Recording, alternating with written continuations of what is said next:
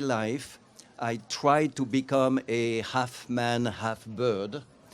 And I am an ugly bird. My feathers, my wings are not great. But whenever I am on a tightrope, I feel like a bird. And it does many things to our human condition. One is when you escape gravity, you are an explorer. You discover a world that is new. And also, you look at the world from a different perspective.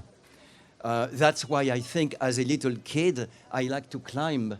When I was 4, 5, 6 years old, I climb on the table, I climb on the trees, I climb on the rocks, not only to escape authority, but to look at the world from a different direction. So that's my first answer to a great question. In the air, you will also find poetry, but it goes together with the fact that you escape the normality of life.